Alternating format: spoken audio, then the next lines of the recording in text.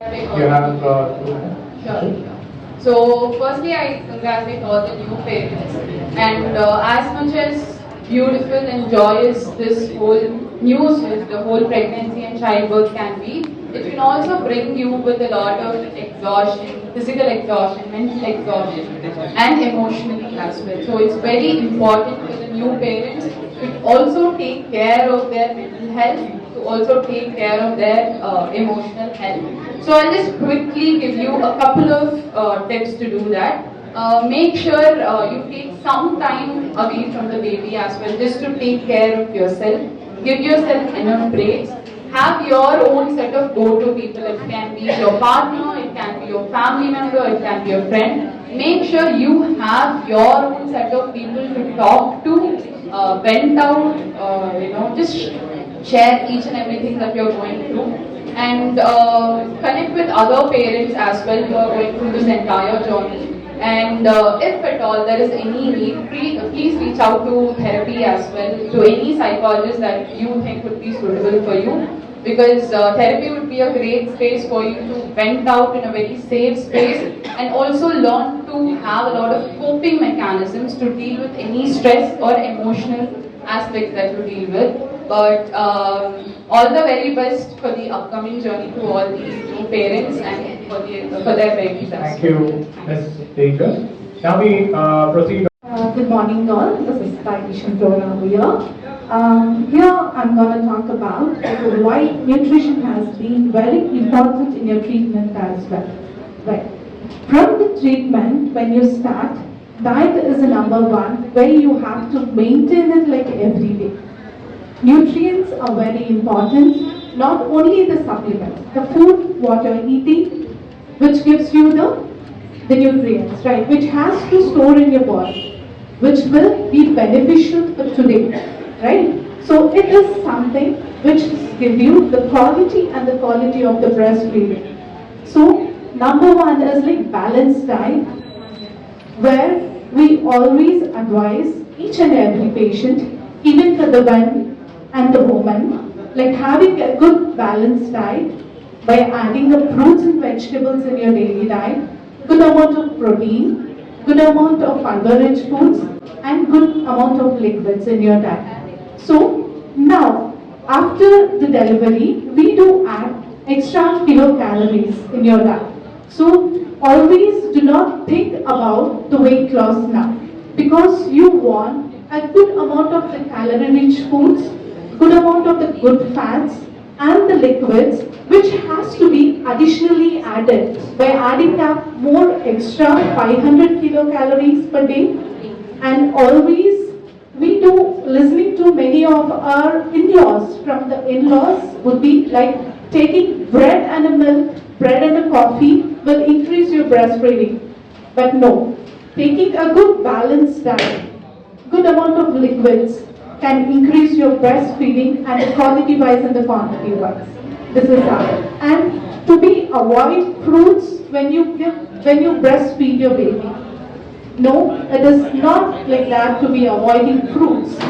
Fruits and vegetables, which are superfoods, mixed with n number of vitamins filled in that. So you have to include good amount of fruits and vegetables in your daily diet. Try to include good amount of a balanced diet, right? Adding up fruits every day, nuts every day, protein, either it will be from the non-veg or a vegetarian diet, or else you can include adding up like other vegetables, like 2 servings of vegetables, 2 servings of fruits. Adding 1 leafy vegetable will increase your iron rich, and the calcium is very important. Like adding up milk and milk products every day can improve your breastfeeding, and you can think about your weight loss, and minimal moderate of exercise is necessary for every day, right? Almost like 20 minutes can be included of normal walk you can, but after 6 months you can think about the weight loss, but till then you can go with a healthy balanced diet. Thank you. Thank you, Ms. Flora. Introduction. A warm welcome to all the new parents with your bundles of joy. We are extremely happy to see you here today, and and congratulations for the dream that you have had and it fulfilled. I would like to tell you, take the opportunity to tell you that here we deal with all the high-risk cases in infertility, and a timely decision is something that would help you. So all cases, all women who have been trying for quite some time, take the right step, come to us at the Oasis, and the right intervention would help you reach your dream of parenthood. This is what I would really like to tell you. The right decision at the right time is what it takes. So thank you very much for coming here, and all the very best to all the couples.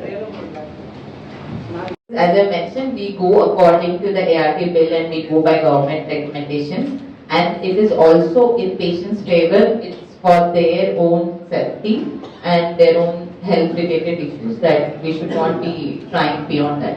No, it's understood, ma'am. But then in the West, there are parents who have, gained motherhood at the age of 70 and now have men. Yeah, previously it used to happen even in India, but now with the ART bill and regulations, we don't advise.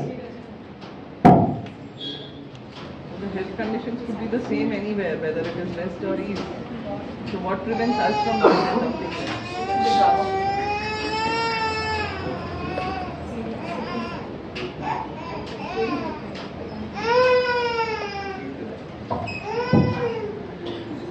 It's the government which has brought this ART bill. So we have to, like, as we follow all other rules and regulations, so we have to follow this also, and it is best interest of patients only. So, and also I feel when you are going to bring a child in this world, like, it's our responsibility to look after that child till the child becomes an adult, becomes properly educated, can stand on his feet and become independent. So we should also be taking this decision in right time, right? So after 50 years, when you think of all those things, your health also will not be helping you to go through this pregnancy and all the related changes, and there are many complications which may happen in pregnancy even when somebody who's young is conceiving. So it's like they say it's a second birth for the baby. So I would also genuinely feel that we should take this decision at the right time, should not delay it or should not just insist because we didn't have a child after 50 years that I am ready to take all the rest. It doesn't make sense. If your child is going to have you for rest of his life as their idol and as their guiding light, then it makes sense to go through all these things. So it's for the patient safety, it's for the better life of the child also that we are going to bring in this world. So there can be the most important reason for an IVF failure is the quality of the gamete. That is the quality of the egg and the quality of the sperm. We have a number of techniques to try to judge, but there is no specific test to actually tell us what is the quality. So the underlying factor is this: the quality of the oocyte and the quality of the sperm. If the quality is good, the success can be achieved. But otherwise, we have a number of interventions to improve the quality in the form of drugs, in the form of the protocols that we use, injections that we use, and the technique, the selection of the sperm, the way we take the sperm, all these methods are there. But we cannot actually tell whether it is of good quality or not. We can only try to improve the quality to the maximum possible. This also, the PGT that we had just told you, is one of the methods to establish quality. But till you achieve a pregnancy and it progresses, we cannot be sure of it. And that is the reason why the success of IVF is about 40 to 50%. If you add on pre-genetic testing, it goes up to maybe about 60 to 70%. I hope that answers your question.